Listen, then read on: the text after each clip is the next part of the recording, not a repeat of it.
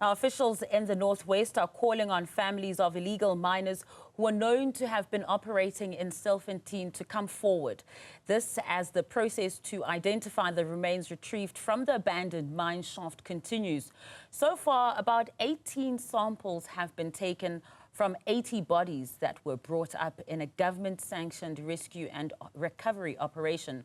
Newzroom Afrika's Refiloe Seboko joins us live from that small town, mining town. Very good morning to you, Refiloe. The case of the illegal Stilfontein miners continues, but also the identifying of those bodies is also proving to be quite a challenge. Tell us a bit more.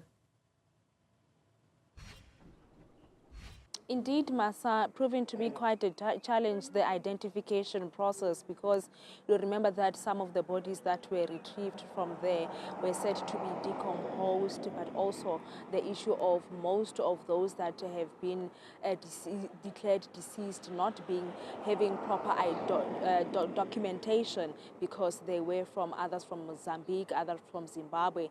But that number, we understand, as the identification process, Masa, you'll understand that it keeps increasing. In fact, right now we're getting an update that it's about 35 people or samples that have been processed so far. But let me welcome spokesperson of SAPS in the Northwest Province, Brigadier Sabata Makwabone. Thank you so much and welcome to Newzroom Afrika. Maybe let's start with the number of samples so far and give us an update with regards to the identification process.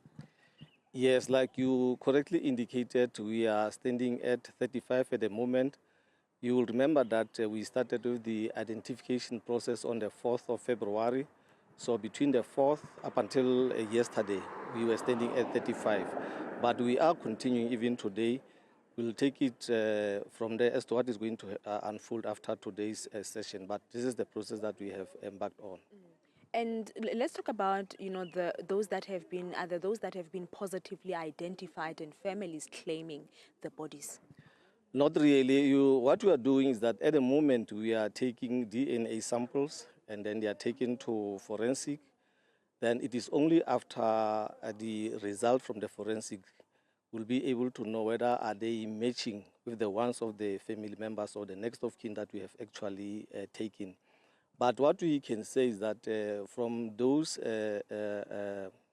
bodies, we managed to discover that 7 of them were actually arrested previously. So we do have the names that they gave when they were arrested. But at this stage, we haven't been able to get their family members. And your call for family members to come forward, encouraging them, what will be required of them to prove that indeed they are next of kin to those? What we need, because remember we are saying that people who suspect that their next of kin or family members might have disappeared, or maybe they previously worked, or they suspect that they worked actually in the as Zamazamas in and around Stilfontein. We expect them to come forward, but as they come, they must also bring along their identification documents. Because before we even do the DNA samples, they are interviewed by our investigation team, but they will also need identification so that at least we end up doing taking samples from the right people. So basically that's what we need. But then those who need maybe more information with regard to the process, they are also free to call Colonel Jacobs on 082-373-8216. You are talking about also the number of people that have passed or that have died having increased because there were those that were admitted at hospitals. Give us an update with regards to that. Yes, at this stage we have 93 all in all. We are counting from the first 9 that was removed through a pulley system, and then the 78 that was removed during the mine rescue operation, and then those that died after being admitted to hospitals. And those that have the number, that are they those that are still coming out? The last time we have people coming out was last week. If my memory serves me well, it was around 7. So since then we haven't had anything. Around 7 people that actually came out from Margaret Shaft. Yeah. What has proven to be a challenge with regards to your investigations as the police, as the identification process is ongoing? We know that one of those, it was the fact that most of these bodies were decomposed. Exactly, it's one of the challenges that we got from the investigation team, that is going to be actually difficult for some of those people to be identified. Hence, we are opting for the DNA samples.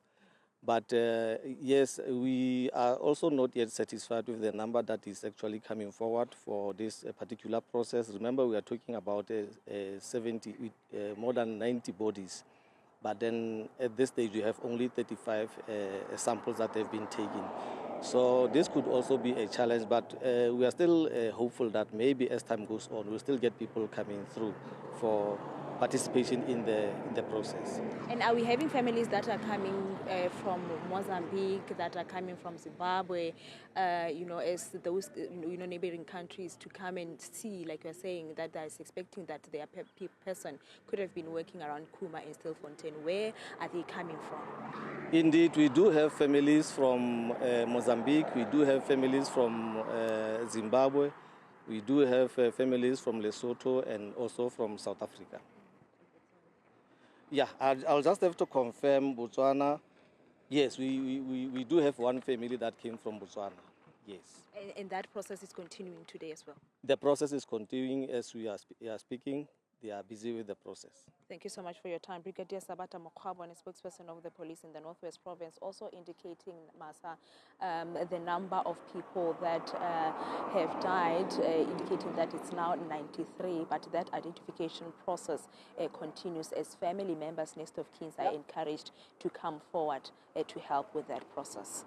Seboko, thank you so much for that update. Now